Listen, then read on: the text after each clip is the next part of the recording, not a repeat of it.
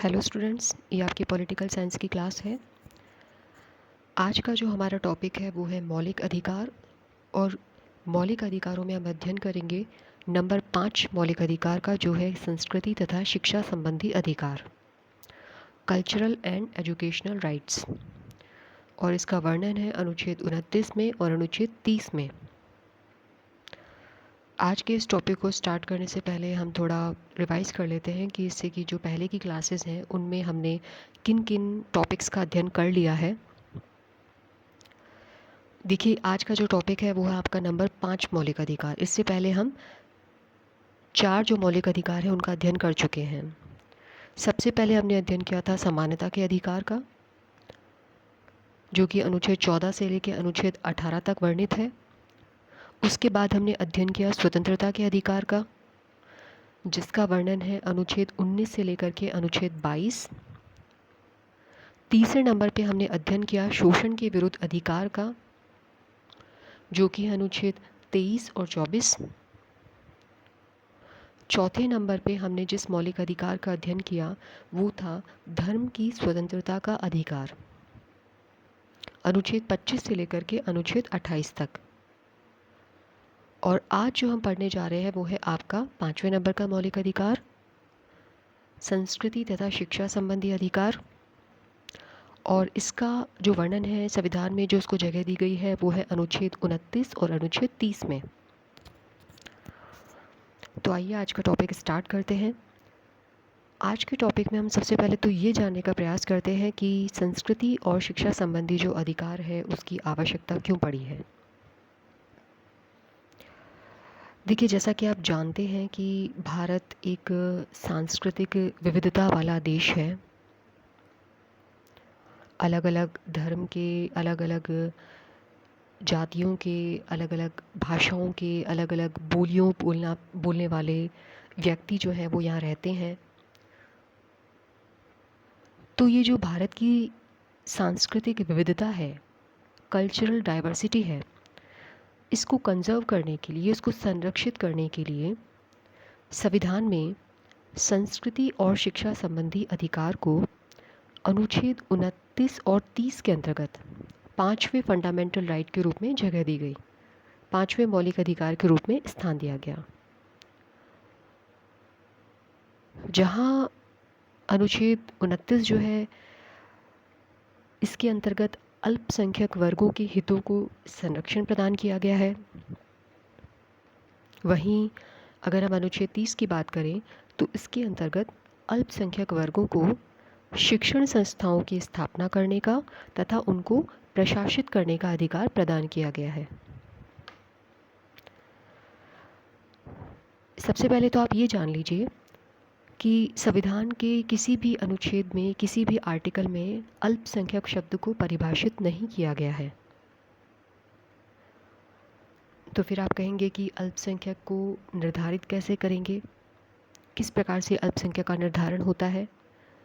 तो देखिए, इसका जो निर्धारण है वो हमारे माननीय उच्चतम न्यायालय के द्वारा अलग अलग निर्णयों में किया गया है। और उसके तहत 50% से कम जिस किसी भी धर्म के लोग यहाँ रहते हैं तो वे अल्पसंख्यक हैं।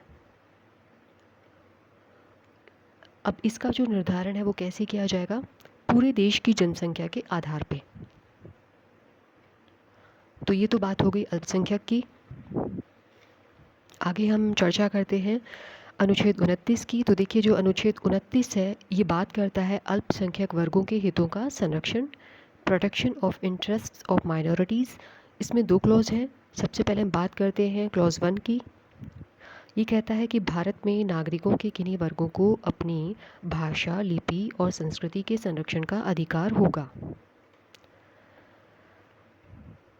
देखो, भारत का जो प्रत्येक नागरिक है उसको उसकी जो विशिष्ट भाषा है यानी कि लैंग्वेज, लिपि यानी कि स्क्रिप्ट तथा संस्कृति यानी कि कल्चर, उसको बनाए रखने का अधिकार होगा। भारत में ऐसा भी है कि अलग अलग स्पेसिफिक एरिया में आदिवासी जनजातियां बसती हैं। उनकी अलग संस्कृति है, भाषा है, लिपि है,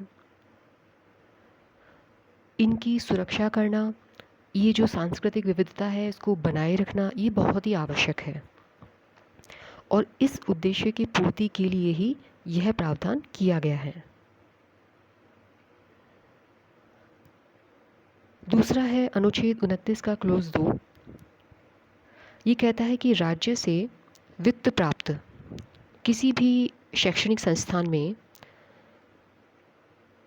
धर्म, जाति, मूलवंश इनके आधार पर भेदभाव नहीं होगा।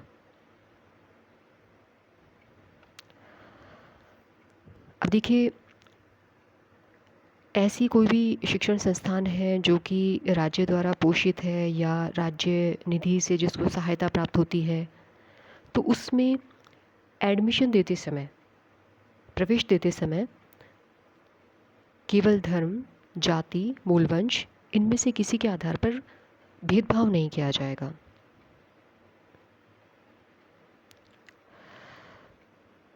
आगे हम बात करते हैं अनुच्छेद 30 की।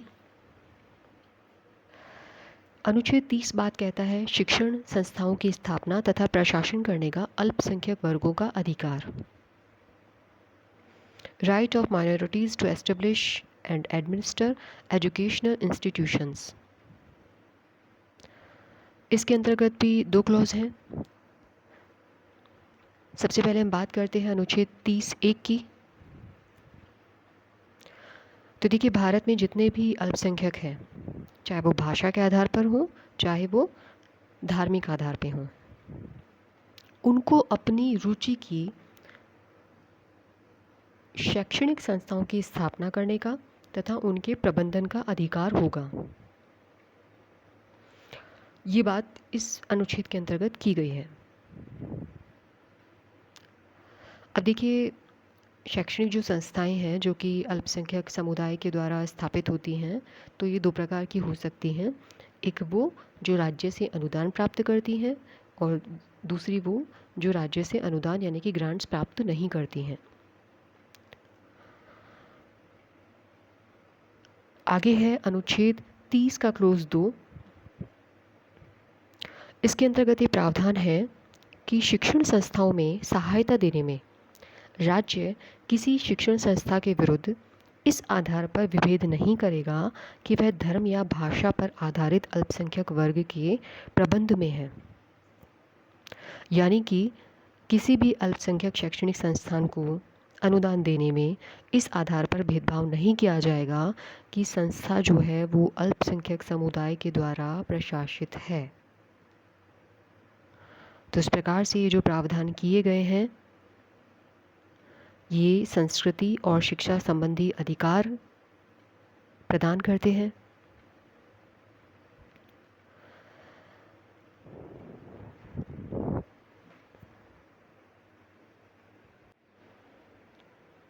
अब देखिए, यहाँ आपके दिमाग में एक प्रश्न आ सकता है कि धार्मिक स्वतंत्रता के अधिकार का हमने अध्ययन किया और वहाँ हमने एक चीज़ का अध्ययन किया था कि अनुच्छेद जो 28 है ये कहता है कि धार्मिक शिक्षा शिक्षण संस्थानों में नहीं दी जाएगी, और यहाँ हम कह रहे हैं कि धार्मिक शिक्षा जो है वो दी जा सकती है।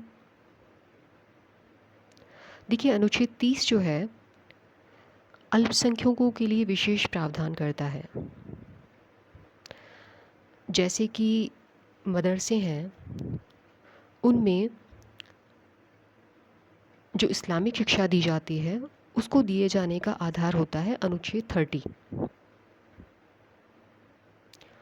और एक हमने अध्ययन किया था RTE का, शिक्षा के अधिकार का, अनुच्छेद 21(a) के अंतर्गत, अगर आपको ध्यान हो तो ये प्रावधान करता है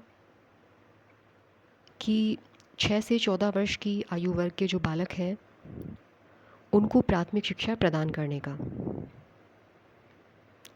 तो राइट टू एजुकेशन जो अधिकार है अनुच्छेद 21(a) के अंतर्गत है, लेकिन ये अधिकार अनुच्छेद 30 के कारण अल्पसंख्यक शैक्षणिक संस्थानों पर लागू नहीं होता। ये बहुत इम्पॉर्टेंट बात है। इस अनुच्छेद की वजह से राइट टू एजुकेशन अल्पसंख्यक शैक्षणिक संस्थानों पर लागू नहीं होता है। तो इस प्रकार से आज हमने अध्ययन किया संस्कृति और शिक्षा संबंधी अधिकार का। मैं फिर से कह दूं कि अल्पसंख्यक शब्द जो है वो संविधान में परिभाषित नहीं है।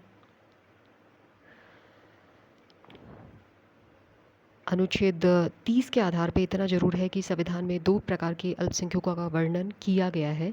एक तो है धार्मिक अल्पसंख्यक और एक है भाषाई अल्पसंख्यक। इसके अंतर्गत हमने 2 अनुच्छेदों का अध्ययन किया, अनुच्छेद 29 और अनुच्छेद 30। ये हमारी भारत की सांस्कृतिक विविधता को कंजर्व करने के लिए, उसे प्रोटेक्ट करने के लिए है। इसके बाद जो अनुच्छेद है वो है अनुच्छेद 31, यानी कि संपत्ति का अधिकार, राइट टू प्रॉपर्टी। पहले संविधान में अनुच्छेद 7 मौलिक अधिकार थे, लेकिन अब वर्तमान में 6 मौलिक अधिकार हैं। जो संपत्ति का अधिकार था, जैसा कि आपने अध्ययन किया है कि अब वो मौलिक अधिकार ना रह करके एक कानूनी अधिकार बन करके रह गया है। तो आने वाली जो नेक्स्ट क्लास में उसमें हम संपत्ति के अधिकार का अध्ययन करेंगे। आज के लिए इतना ही। Thank you.